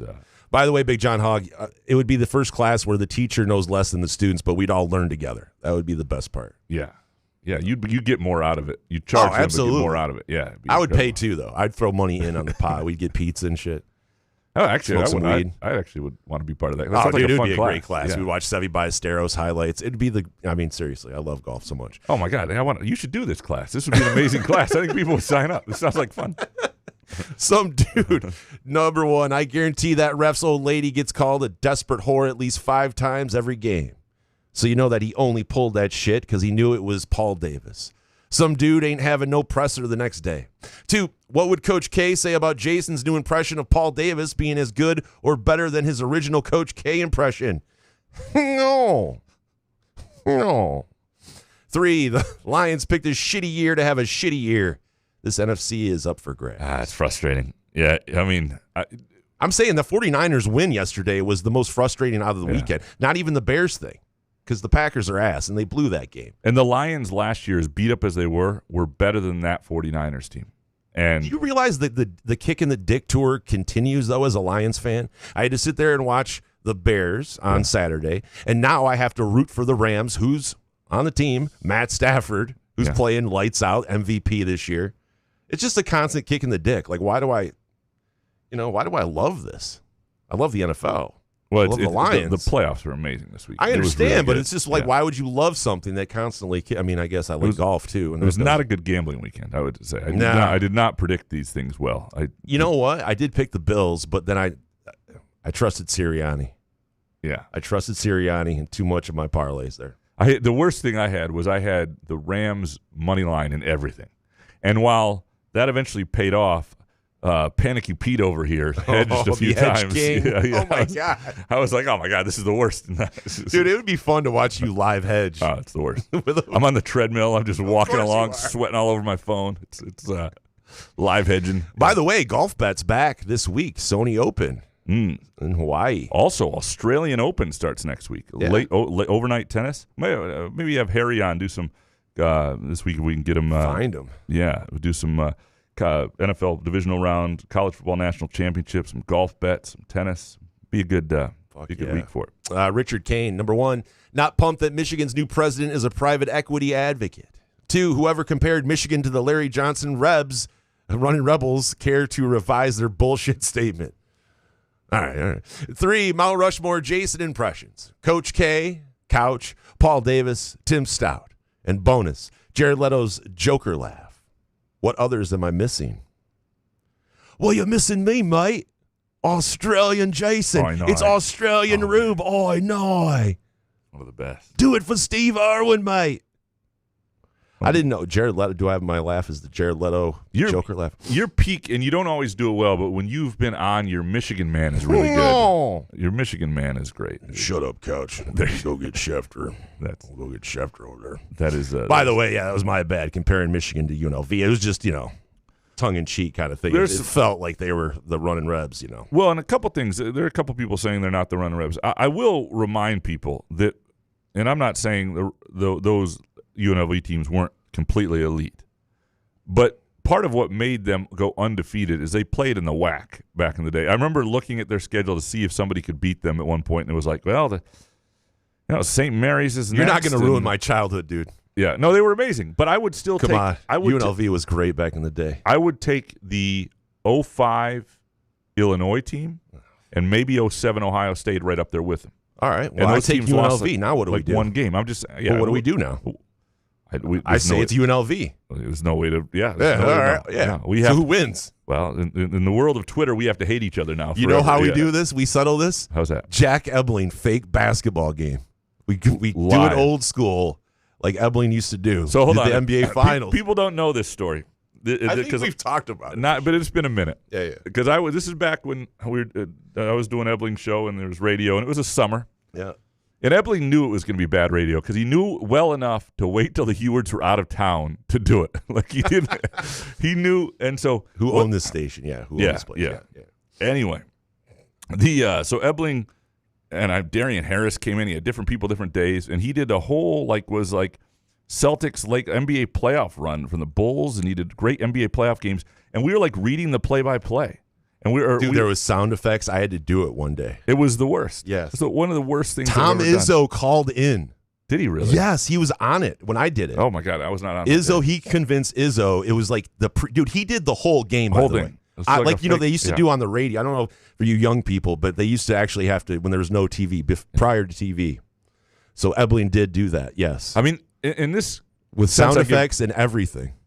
I will say this. I would not call Ebling a visionary, but it was thinking out of the told him to put it back in the box, but it was not. If you have one of the worst ideas in sports radio history, do you get credit for it because you're thinking outside of the box, or it's because you have one of the worst ideas? He even knew it was a bad idea to start. He knew it was a bad idea. He hit it from the viewers. He was I don't know. Is that true though? No, he told me specifically, I'm doing this when they're out of town because Ebling knew it was potentially not great. And I don't, we talk about July shows, June shows. It was definitely that time of year. Man, we got to find one of those. We have to find one. I remember trying because I had to come up. I was the color commentator. I had to come up with. Dude, we have to look back and find yours. Oh, there's got to be gold. There's got to be gold in there somewhere. Yeah. Who wants to sit through it? Eric Schultz? You want to sit through it and give me timestamps? I will go back and find it. I don't want to put Eric into that. Eric's done enough. Well, the OG Martin the Spartan next. As a 65-plus older, the Dirt Spartan, we hated scum just as much back in the day as we do now. The main difference back then was no internet nor social media, etc., to allow us to come together to preach the gospel. Closest thing we had was Darryl Rogers momentarily uniting us with his famous arrogant asses quote. The blue wall was more solid than the Berlin Wall. I told my kids after I'm gone, know that I'm smiling anytime you hear that MSU won or scum lost. And bonus. Couch, understand you won't be willing to stand nor applaud Izzo when the day comes that he retires. Still, I would wager he would applaud and congratulate you if you ever did anything noteworthy besides pushing a gay guy down the stairs or finishing off a dozen groovy donuts in record time. So that's a fair thing to say, and he might do it in a press conference setting. And there are moments where, why don't you write something? If a coach is retiring after a long time and you've covered somebody for a long time to say, and you can write that column that this guy's been a joy to deal with. That's your platform. You better write that column. You might be right on that. To the first part from the OG Martin Spartan here, and we have another one of these coming. This idea that we talked about the other day because somebody asked whether it was this toxic from 60-year-olds and how they have the ability to root for both MSU and Michigan. And I said, they just didn't come from such a toxic time and all this stuff. But it is the social media contingent or part of it is what makes it seem so much more toxic. But I bet people felt all sorts of different ways, and there are all sorts of different levels of passion for it. And it's not just people were probably writing letters instead, right? Fuck Michigan, send And if you're an alum, you feel differently. If you're just a fan, or if you kids are this way too. So when I was a 10-year-old kid, which is peak Bad Boys Pistons era, and this is why Jason and I love them forever. I remember Michigan State went to the NIT Final Four in '89, and Michigan won with Ramil Robinson and those guys the national championship with Glenn Rice, and I was rooting like crazy for Michigan in that tournament. I was thrilled when they won. I created these two little banners. One said NIT champs, and one said national NCAA champs. And Michigan State fans probably hate that, but put them up in my little gym in my Did your dad house. throw it out? No, and I had these Michigan 3/4 length, jam short things that we used to have back then. Yeah, but that's when you're prepubescent. You're 10 years old, right? But you're influenced, but I never went to either school either, so you could see how at that age you're not as invested. When you're a kid, you're a front runner, and if you're somebody who doesn't go to either school and you grow up around, you can see how you wouldn't have the you may learn to dislike one of the schools because of the way they treat you or the way, but if you don't go to one of the schools, you may not feel it as deeply, and that can be the other way that you can root a little bit for both schools or don't feel the rivalry the way others do. Max, bold take. Old guys hate Michigan too. I'm an old guy and love your show. You and the Rube are usually very entertaining, but you and a listener were dead wrong last Friday. Us old guys also hate Michigan. Probably much more than your younger crowd. After all, we have been dealing with their idiocy and arrogance much longer. Hell, I was in college when Darryl Rogers coined the phrase arrogant asses. These two should be friends. Yeah. The OG and to Matt. describe them. We just don't waste as much time arguing and trolling online. The next time you have a question pertaining to the over 60 demographic, check in with me. I'll set you straight. There you go. Yeah. I was talking out of my ass, which is 50% of the time. Max, what's up with the people your age and over, though, driving underneath the speed limit on the highway? I mean, let's talk about that. I'm not saying you do it, Max. I doubt you do it. I'm just saying, people your age. By the way, you know who looks really good in a muskox flannel? Men in their 60s. Yeah. I'm telling you, get that grizzled cowboy look, wearing a muskox keep your flannel. pants on, pal. Sorry, I'm just saying. If you know Are a you man, telling us what you're into? if you're in your 60s and you're a man, you're in your 50s, whatever it is, you're getting up there, or you know a man in their 60s, they will look fantastic in a muskox flannel. Go to gomuskox.com. You can use the promo code Peacock for $15 off. Help the man in your 60s in your life look like a grizzled cowboy. TC Brunzi next. There are floors and ceilings to certain cuisines. Example, I think the ceiling on Thai and Indian cuisine is much higher than Mexican or Greek. French and Italian have the highest floor of them all, with French a slightly higher ceiling, but still lower than Thai and Indian. Am I on point? So in other words, certain types of food you can just get that are magnificent or awful, but certain are pretty safe, but they're pretty good all the time. Mexican food. Mexican food is Mexican what? and Greek. It's just, those are classics. Yeah. I can eat those anytime. But are they ever fantastic? Like, you're right. Oh, yeah. Great Thai food, though, he's right. Like, when you get great Thai food, it is something else. But you can get Thai food that's not so great, too. You're probably, I'm trying to think. I eat a lot of food, and I'm just trying to. You're the expert. Yeah. Thank God you're on that treadmill all the usually time. I'm shoveling it in my throat, and so I don't even have time to taste it, so I don't know. Maybe I'm the wrong person. I was watching Anthony Bourdain, an episode of his show, and man, that guy could go anywhere and eat anything. I'm so jealous of that. Like, I saw that food, and he was like in the middle of like Afghanistan or some fucking third world thing, and I'm like, how is he? It looks so disgusting, and he's just grabbing it and eating it. And he always ate such sensible portions. He was never fat or anything. I was always having a beer. I'd be like, dude, I'd be miserable. I'd be like looking for a toilet. I'd be like, well, how am I going to go to the bathroom here? Yeah. And he's just so cool. Like, I could never travel the way that dude did. Yeah, that was a jealous. That was such a great. It's show. a great show to have on. Flip on. It's on all the time. Scotty Green's El Camino. Number one, maybe I'm reading this wrong, but I feel like Jordan Scott is holding back, almost too conservative. I'd like to see him get more aggressive and shoot more. And two, weather this time of year is ass. Snow, ice, 50 degrees, rain makes you uncomfortable. In this time of uncertainty, turn to something you can't trust, or you can trust. Wrap yourself in the soft, double-brushed comfort of a muskox flannel.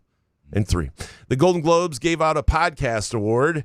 I didn't know they had a blue wall, too. Fucking bullshit, guys. Not even a nomination. I didn't. I was hopeful. But Amy Poehler's podcast apparently was, I don't know. Have you ever listened to it? I've seen clips, but I've never listened to the whole thing. Is it good? It's not for me. Okay. I like Amy Poehler. It's nothing against that. It's just. I'm a big. I like Amy Poehler too. I've liked some of her clips. I'm not. Yeah. It's all good. To me, it seems like it would be guest driven for me. Like, there are certain people that I will just listen to them because I like them as the podcaster. Well, the premise of the show, I think, is like a guest comes on and then they talk about a different guest that they end up recording it to play for the guest that's going to come on next show, I believe, or something like that. See, so it's like it's one of those like kiss ass Liam Cohen press conference fests where you just tell each other how great you are, and I don't know. Okay, sounds okay. Dude, the idea that Jordan Scott is holding back, that's interesting. Well, I think there are elements when you're a freshman that you don't have the complete green light. Like, Trey Fort doesn't understand this, but everybody else when they're new kind of comes in and like, I got to, take the open shots and understand that I'm not always the first option or the best option. And because think about a guy like Chase Richardson. Chase Richardson took forever. It was like late January last year, well beyond this point in the season, where he finally took more than 8 shots in a single game. I mean, that initial rise of Chase Richardson happened with some of the best efficiency you'll ever see in college basketball. It was like, 5 for 8, 6 for 8. It was incredible. And he was out, getting 16, 17 points and very effective. And eventually they just took the reins off. It was about that Oregon game. And around there, I think the Rutgers game in Madison Square Garden was the first time he went over 8. It was like, you're the best player here. You're the best offensive player. You got to shoot. And Jordan Scott's not at that point yet. But I think as he makes more and more shots, he'll feel more comfortable doing so. And right now he's only taking good shots. But you're not wrong that he's not. I mean, I'm sure there's more to him than we're seeing. Original Dark Mantonio next. You think our socio-political landscape is crazy? Indiana is about to win the college football playoff. Nebraska is top 10 and undefeated in basketball. And Vandy is good in both sports. What in the HE double hockey sticks is going on in this world? Those are two amazing statements. So the idea that Nebraska is beating everybody in the 16-0, and I mean they're just forget Nebraska ball though. Siggy and Indiana, incredible. Dominating. Yeah, it's unbelievable. They're not even a cute. Like last year, they were really good, and they were a little bit better than a cute story because they were really good, but they were limited still at the top end. It's amazing. And this year, they're blowing people out like the best LSU and Clemson teams of the last decade. It's and some of that is because other teams lack some depth at the very top, but they seem to be that team. And people are cashing out on their Hurricanes national championship tickets. They're taking the buyouts of a lot of them because they know they just know. I'm like, man, the one thing you have a shot. The one thing I think that's like Miami. First of all, Miami doing what they're doing in this postseason speaks to the need for a 12-team playoff. And in this day and age, you certainly can't get smaller anymore because there's a lot more parity, isn't as much depth. Definitely the teams 8 through 12 have a chance to win this thing. But when you watch what they're doing on the defensive line up front, like I haven't seen anybody be better than Indiana at the line of scrimmage yet. And that's, for all Indiana does, why they're so good. Miami makes me a little nervous for Indiana in that sense because they've been very, very good there. And I wonder what that will look like if they finally run into an equal in that sense. So that's the one thing I wouldn't cash out on Indiana. You trust Cristobal, though? No, I think in-game management, no, I think it's no. And he's hateable. He is hateable. Like I understand his coach, one of his assistant coaches jumped on him before the game was over. And he was kind of all pissed off. But it's just like, I don't know. A lot of these guys, I've seen them in interviews, too, that just take themselves so seriously. It's just like, come on, man. And we all know you're not. Like, Cignetti. Got to be likable. Cignetti's a genius. And there are a lot of things, but Cristobal's not. He's just a great recruiter. And so don't act like you're some great coach in that sense. What the interesting about Cignetti is there are a lot of people who missed. You can argue Alan Haller missed. I was looking at the list of coaching changes that happened that specific year. It's like that year, Alabama, Arizona State, Arkansas, Auburn, Baylor, Boston College, Cal, Colorado, Duke, Florida, Houston, Indiana, obviously, Michigan State, Kentucky, LSU, Nebraska, Northwestern, Ohio State. Like the number, I don't know if Ohio State did, but the number of teams that changed coaches a couple years ago. It's just, it's like a lot of people had the opportunity to get this guy. What's also telling that people didn't get it is part of the reason he took the path he did was when he was the receivers coach for Alabama, Saban didn't see him as like a coordinator type. He didn't see him as – that's the reason he left. He didn't see a path for him through Alabama to becoming a head coach like so many others had, and he thought, I've got to go to a lower level and prove myself. Saban, who recommended Mel Tucker, did not see it in Curt Cignetti. So we don't have a lot of these all of that. A lot of people missed on it. Sparty Barb next. Number 1, the Bears offense is one of the best or luckiest in the NFL, and I hope they lose next week. 2, Michigan's loss to unranked Wisconsin exposed their defensive vulnerabilities and limited team chemistry. Scum will take 4 more losses in Big Ten play. And 3, embarrassing middle school stories would make a great July topic. And bonus, shout out to MSU women's basketball for their West Coast sweep. Go green. No, they're playing really well. Go God, Sparty Barb. They're playing really well. And by the way, go green, go God. If you're looking for the MSU women's basketball schedule coming up is as good as it's ever been. I'm talking home schedule. This is what's happening this week, Thursday. Nebraska, ranked team at Michigan State. Then they play at Iowa. Then next week, USC at Michigan State. Then it's number 8 Michigan at Michigan State. Then number 12 Maryland at Michigan State. Then 2 weeks later, number 3 UCLA at Michigan State. If you are looking to Just go to Breslin and see really good, highly ranked teams. Their mid-January through mid-February schedule is unlike anything I've ever seen. Really cool stuff, and they're playing well enough. I don't know. It's gonna be kind of fun. It's gonna be kind of fun to watch. Two middle school stories, embarrassing middle school stories. Would be a summer, pretty much like July every topic. day was embarrassing. I think it's one of those things we could ask readers for, or listeners for, that would be funny too. Like your worst middle school story would be cringe and funny. I think that is a great July topic. I would love to. Those would be a lot of live reads for Midtown Brewing Company in downtown Lansing. Maybe that would be the great live show at Midtown Brewing. People just came up and told their worst middle school story. We've all had it's it. dudes, it's just guys masturbating too much. No, we're gonna have to have one day just for those stories. Like, can you think of a moment you were truly humiliated? I'm getting red thinking about certain moments in middle school and how just cringe it was, and how God, it just middle school shouldn't exist. That's what I felt back in the day.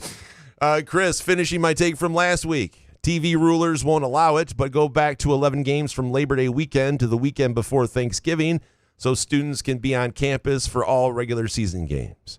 Also, move the playoffs up so the Natty can be at the Rose Bowl on New Year's Day with the portal opening on the 2nd. And bonus, doesn't it make more sense to have the conference championship game on Thanksgiving weekend?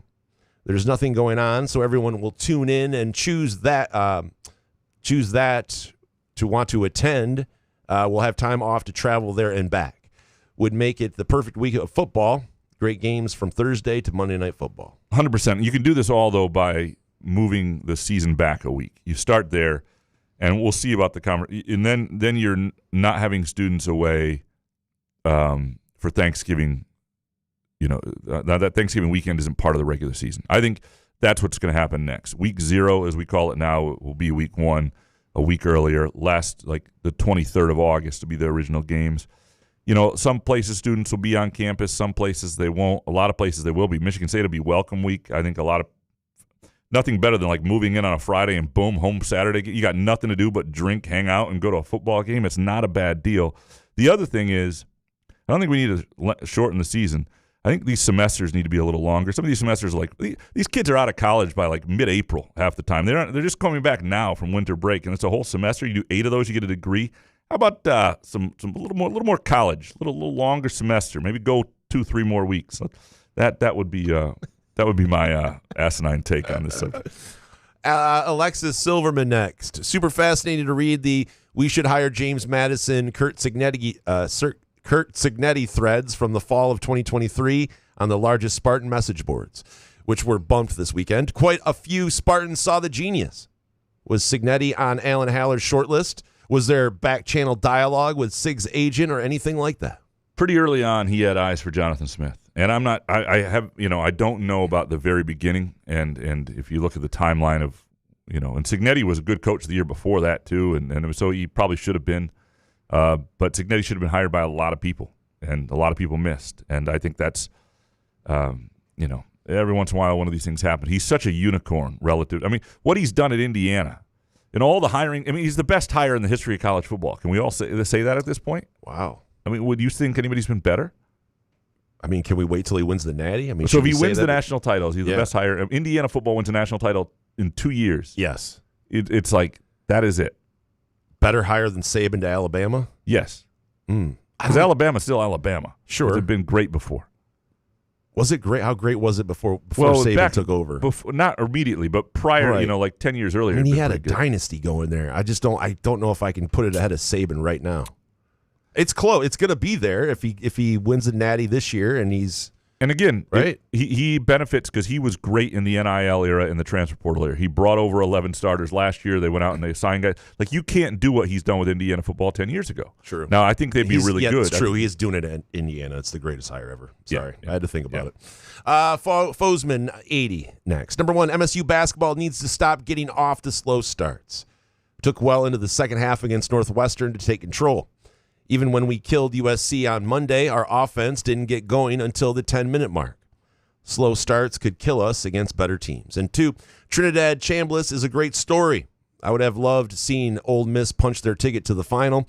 Kid from Forest Hills Northern in Grand Rapids with no offers coming out of high school, plays D2 at Ferris State for 3 years and wins a D2 Natty, and then is literally a throw away from getting his team to the D1 National Championship. And 3, I've never liked the U. I don't enjoy seeing Michael Irvin cavorting on the sideline with Miami's players. I'll be rooting for Indiana in the final. I think the Chambliss story is great, and it's a reason to think that guys do develop, at quarterbacks especially, and this is what I like about the portal. Like, he won a national championship at Ferris, so he did that. They're not mad at him for leaving. They won another one without him, and then he was a guy, like, he didn't play for 2 years at Ferris. He was redshirted and back. You know what I mean? Like, he was not like some great player right out of high school. People ask why MSU didn't get him. Like, nobody saw it coming.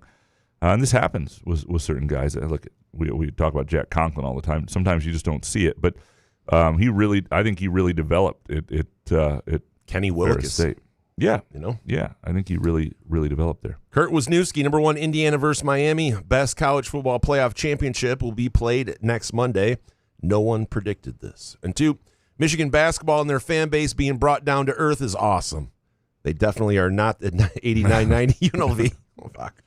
Just said it in passing, 3, Bake Take. You guys need a vacation at Universal's Epic Universe. Is that in Florida? Okay. Yeah. I've been to Universal, but in L.A., but I don't know. It's not for, I don't know. I don't get anything out of those places. Treese loves those places, so I would go for her. But like, as far as me, I don't know. I would go with my I'm a chameleon in terms of like what my significant other likes. Like, my wife does not like to camp, right? We don't camp, so we're never going to camp. Right. If we had children, I might take my kids camping because I want them to experience it. But like, if I had married an outdoors, somebody who was really into the outdoors, I could have been out. I used to camp sometimes, but I don't love it. Same with like the Universal Disney stuff. Like, T's big into Disney. So, yeah, but she goes with her girlfriends to that stuff. Yeah, I would go once or twice if somebody was really into it that I cared about. But I'm grateful she's not. So we don't once or twice. All right, this is the second time. I'm done. Yeah. After this, yeah. I lucked out. I couldn't do it in the heat. That's for sure. I just got to show your kids camping when they're young, though, just to make sure they know it's ass. Well, but they got to do the real ass. camping, like I did. You got to do a tent. You got a tent near a lake. Hang out. There's certain things. Hot. You got to have showers and you got bathrooms. You got to have running water. Man, it's got to be rustic. Show them how terrible it is from the ground up. Come on. When I was a kid and we used to go camping as a family. That was like my rule that I had. Like, we had to be somewhere with running water, running bathrooms, showers. I was not. We did rustic one weekend, and there was like the shitter that was outdoors, and there was 2 seats. Like, you could sit side by side with someone, and I'm like, I'm never doing this again. No, like, people do this. I was exhausted when I got home. Like, why would people do this to themselves? it didn't help that I was, we were hammered. It's sort of like if you're trying to turn somebody on to camping too. There's a lot of reasons not to do that, because you can have a great experience, but if you've got that part of the experience, you're never going to want to do it again. It's like if I'm trying to turn Jason on to soccer, I'm not going to pick the worst soccer experience he could possibly have. Like, this will be a goalless draw, and this is a shitty stadium where it's always cold, and let's suffer through this. I would pick, hey, there's a place where it's really fun to watch a game. We're going to go to the hospitality suite, and these 2 teams can light it up on the scoreboard. Maybe he'll like it. That's how you do. That's how you turn people on to camping. Toilets, running water, near a lake, fun vibes. You got. It's my dad did that too. I saw the RV life, and it still was like I was inside watching Cops on his TV and inside his RV drinking beer. I was like, well, this is what you guys do? Like, come on. It's not so bad. That is a story almost worth telling, but told anyway. Presented by our friends again at Midtown Brewing Company on downtown Lansing. You're looking for a date night this weekend, just a cozy place to step in and have a drink. Midtown Brewing Company. Jay Riemenschneider next. 3-pointers, the great equalizer. If your opponent hits threes, even with Michigan playing tight defense, there's nothing you can do. Just move on to the next game. Well, maybe not let Wisconsin's Bieliusukias get 4 open damn shots from deep. Bieliusukas. It is one of the things about Belky. About basketball that's just different. Like in football, the line of scrimmage says in certain games, there's no way this can be an upset. You play 1,000,000 times, you're not going to win once. In basketball, like Wisconsin played a really good game till the end when they missed some front ends of 1-on-1s and probably should have lost because of it. But like, Wisconsin was just on fire, and Michigan, you can see where they're a little more fallible. I mean, it's we've seen it for a couple games now, and I think they're really good. Like the 91 Duke Blue Devils, this Michigan team. I still would pick them to win the Big Ten, although I am a little more thinking like that Nebraska loss by Michigan State, and if they had won that game on the road, you start to look at that like, hold on, let me see something real quick. All right, so Nebraska plays Michigan once. It's in Ann Arbor on January 27th. This is interesting. So this is an advantage Michigan State. Right before Michigan State, Michigan State's at Rutgers, and Michigan's at home, granted, but Michigan's got Nebraska on that Tuesday night. That's a challenge. And Purdue is home in their only matchup. They do have to go to Illinois again. If this Nebraska team stays healthy, the fact they just went to Indiana, won there, they just went to Ohio State, won there. I mean, they're just, they beat Michigan State at this point. They won at Illinois. I mean, they beat Wisconsin, which now looks like a better win. They beat Wisconsin by 30. They're really good. David Jackson, Michigan is so vulnerable, as shown by the last two games. They shouldn't even be the league favorite right now. They will lose in East Lansing. And Bake Take, Ole Miss was screwed on that final Hail Mary. The wideout was held for almost 15 yards down the sideline. Official was too cowardly to step up and make a call there on the game's last play. And the replay official was even worse with his gutless analysis. All right, so did you see the final? Did you see the holding call on the Hail Mary? I wouldn't have called it. Yeah, me either. I know. On a Hail Mary, you just don't see that call. And it's and where the ball was thrown. Sorry, David. Yeah, I mean, I get it. Technically, maybe, I would be pissed if I were you too, yep, David. 100%. Yeah, 100%. Captain Sparty, number one, I told you MSU basketball would beat Michigan with their A- game, and you guys called me dumb and high. No, we didn't mean that. Didn't. There's no way I called you that. I am still dumb and high. They suck. See you in Indiana. 2, MSU football's offense is going to be very good. Not explosive, but good, and will score points. I'm not writing that column again. Did it once in 2018. Please write it. Yeah, no, not going to do that. Look. Please write that. Michigan State, Michigan's going to be fun. It's going to be the most anticipated game in that rivalry in a little while. Well, there's been some really good ones lately, so I'm not going to say. Who's going to be the dog that steps up, though, Graham? The dog? Who's going to be the dog that steps up and hits shots that game? Craig Holloman coming back for it's not even funny. It's going to be it's going to be. Forget I asked. I'm sorry. I didn't mean to. I love that they're playing twice. I do love that too. Like the Big Ten has lost a lot with its. It's so big that you play. Very few teams do you play twice anymore, which really it used to be kind of fun. By the time you played it, if you had a chippy game of the team the first time, the second time you played them, I used to really enjoy that. We're never going to get that back, but they keep things like playing Michigan twice. I think is good. Moneybag next. The only thing more pathetic than Michigan players posting 40-0 in December was the panic takes about them on the show last week. They played one good opponent all year. They were always going to look human in conference play. Well, they played more than one good opponent. They beat Gonzaga as number 6. I would say, well, you're right. And Villanova's top 25, Ken Palm. They played a couple, and they beat Villanova by 28. I mean, they were playing really well. They have not played a great schedule. There's no question about that. So we'll see. They go to Washington. They get their Washington, Oregon trips.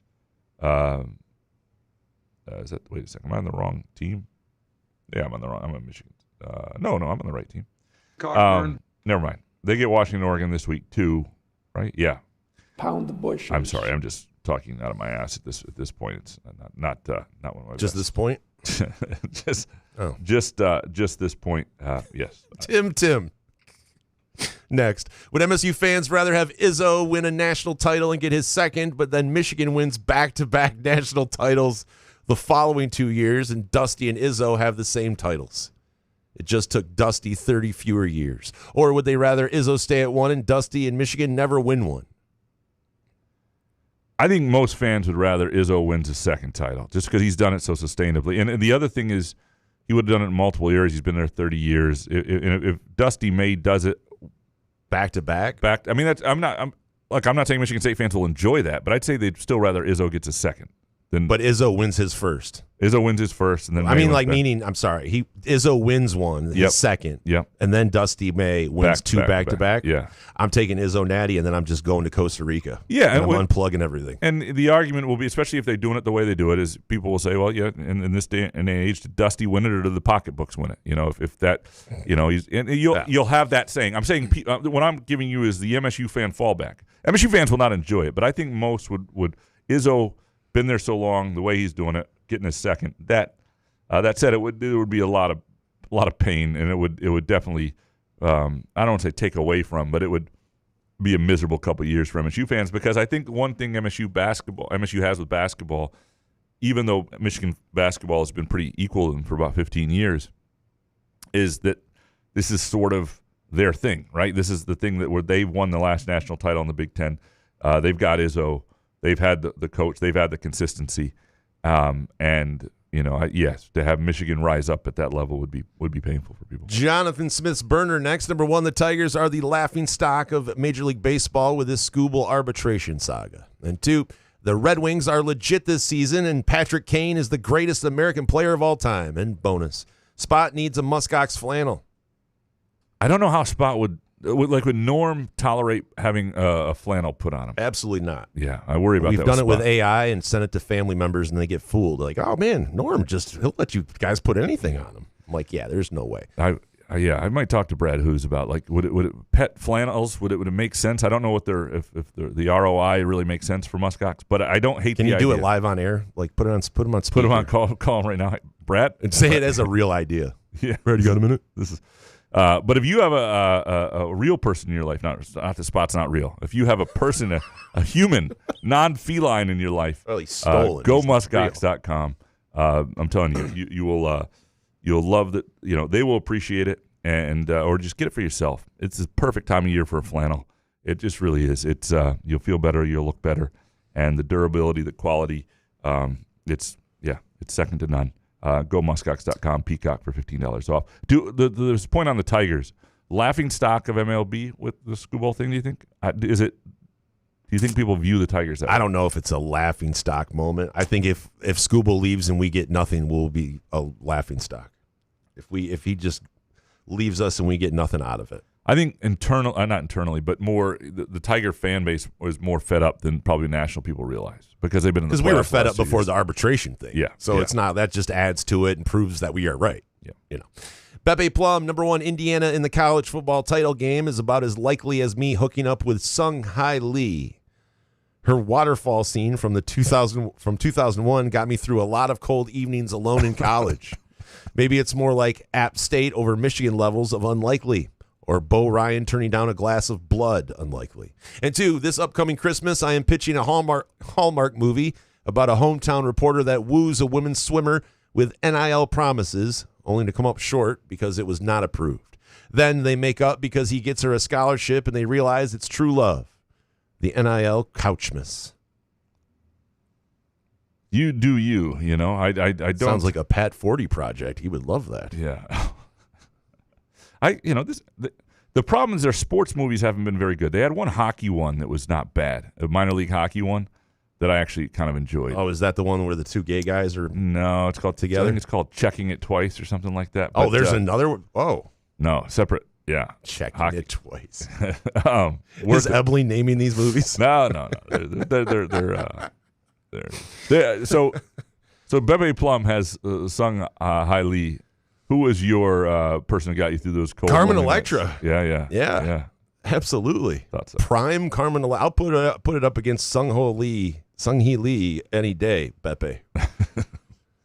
The Isaiah Maxwell of Southern Maine next. Best take. You know who else doesn't know about Devin Vaughn? Me. And I live 2 hours from campus. I was already unimpressed by Fitz' dog, and then he brings some clown from a mid-CAA team. And also, best take. I'm more optimistic about Ferris players than I am about all the rando Sunbelt transfers. So,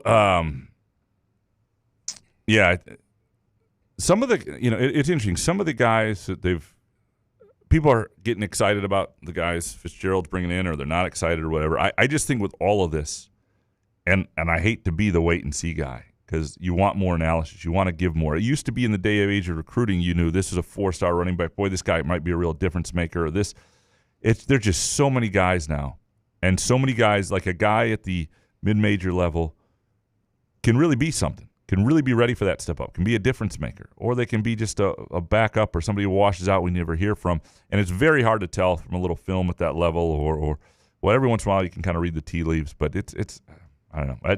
It's a frustrating, because with every other thing, if you're in a pro sports team and your team, if the Tigers sign somebody, you have a real sense of what that person is and what they can do. And there's an excitement around them. The Lions the same way, the Pistons the same way. And it used to be that way a little bit in college sports, or at least there was it was a little. Now there's just so many of them, and who knows what. I don't know. I'm struggling to I'm trying to do more and more work on these guys to find the good ones, to figure out good stories for the spring, and what might be worth. But it's just such a crapshoot, and you can look really ridiculous thinking somebody might be something that they're not. Mr. Neurotic Pants, number one, you will see a lot of Indianas and teams coming out of nowhere in the next few years. And two, given Northwestern's academic requirements, their modest levels of success are quite impressive. And three, Pat Fitzgerald will stumble through a 4-8 season next year because his rebuild requires more than one season. It could happen.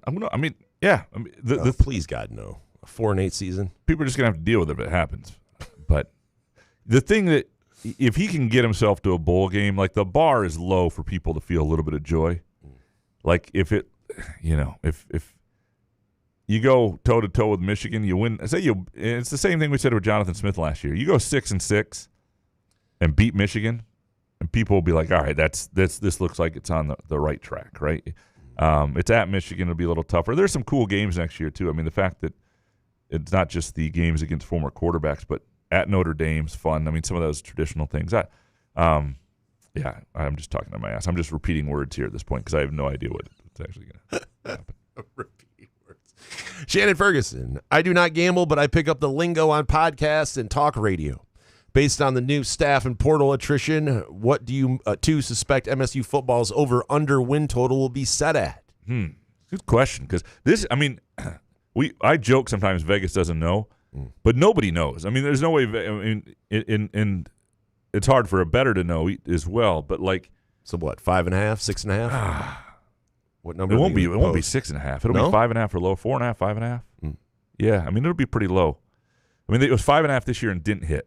Right, so it won't. Well, that's with an aw shucks guy though. If it could be 5, you see a lot of halves, but you might if you get 5, and then it's worth taking because I think you're probably pretty safely going to get to 5 wins and push. Again, it's just there are parts of this there's parts of the staff that you have some faith in, but they're remaking a lot of this roster. There's a lot of and there's some guys coming in. The Luka Vincic coming back, the offensive lineman who they really liked, who got hurt last year, and I think that hurt their season. There's some guys who've chosen to come back that they've clearly prioritized that I think have been good signs. I'll say that. Hopeless Fanatic next. I don't gamble. The NFL playoffs lack juice this year. The amount of times they've toyed with the college football playoffs means they haven't really had any in years. I'm holding on tight to college basketball before something goes wrong there. I don't think the playoffs lack juice this year. The Lions are the NFL playoffs lacks juice. Why do you have to preface everything with "I don't gamble"? Like, who gives a shit? All right, you don't gamble. Well, that means that's why they lack juice. But then you followed up with the NFL playoffs lack juice. It doesn't make any sense. The games were amazing except for what? The last one of game. them? Yeah. 2 of them?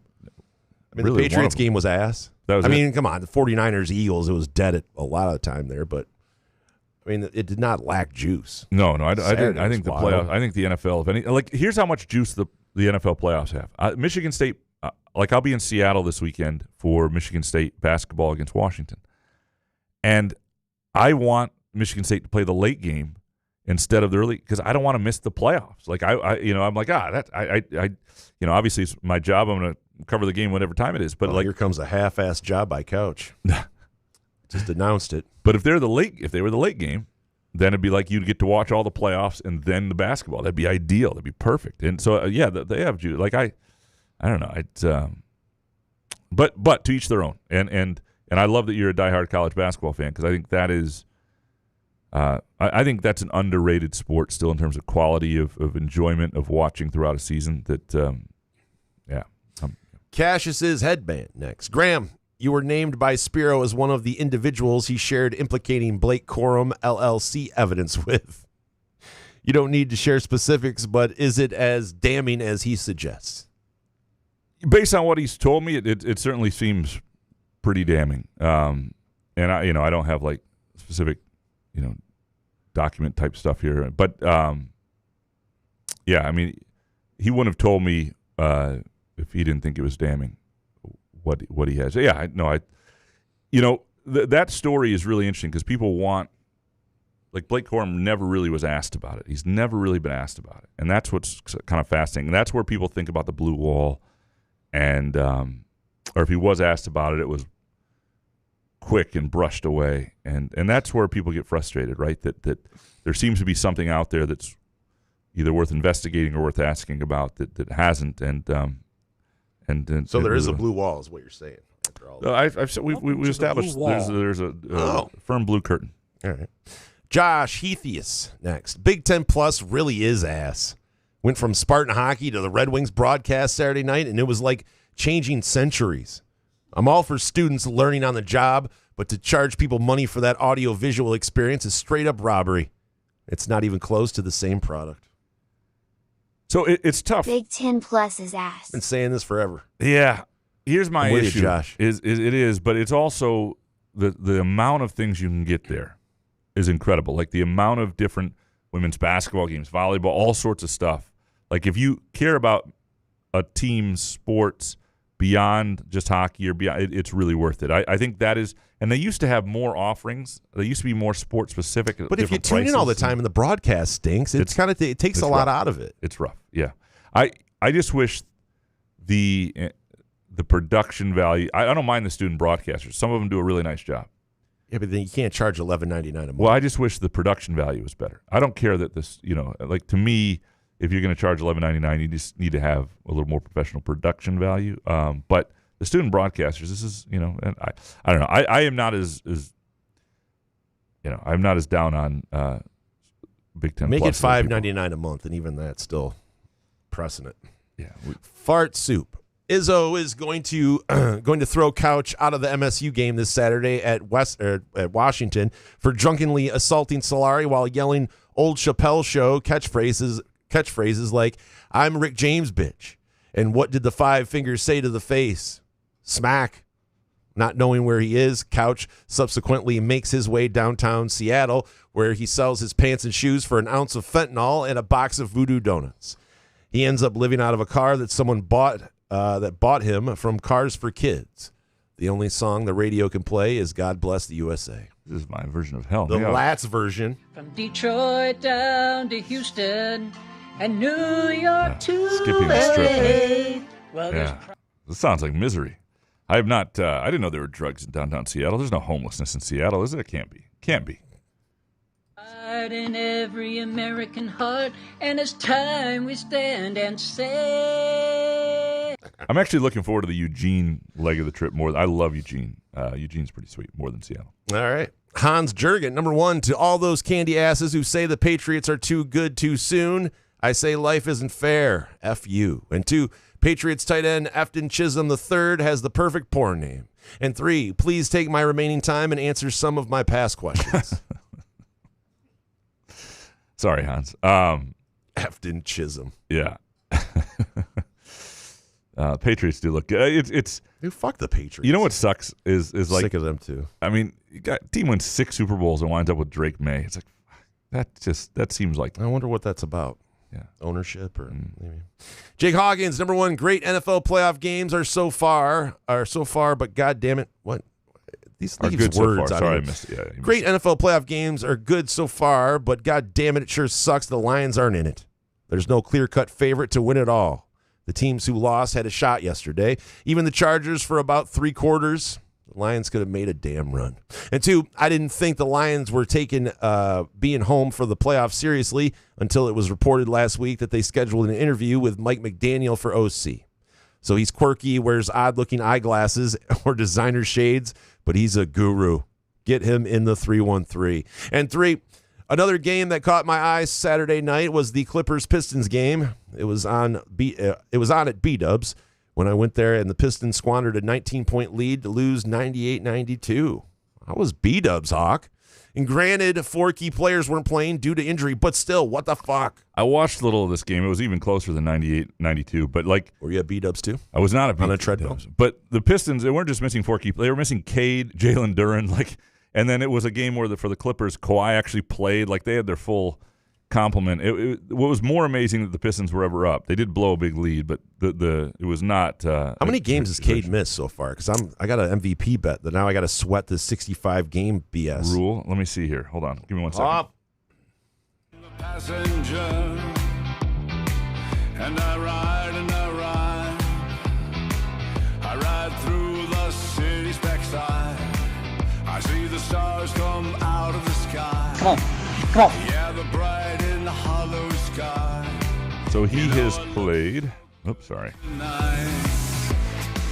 That's crazy.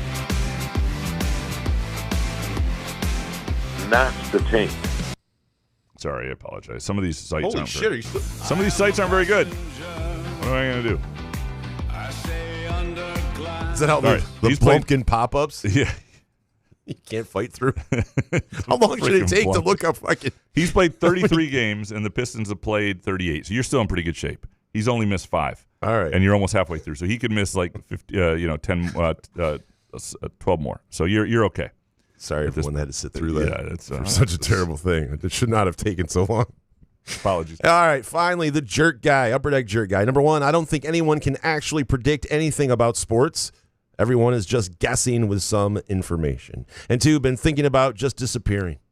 Go off grid, no phone, cash-only transactions. Pay someone to erase my online presence. That would work, right? I don't know if you could completely erase it, but as long as you could, send by mail your takes and Twitter questions, we would appreciate that. The couch will out where you are.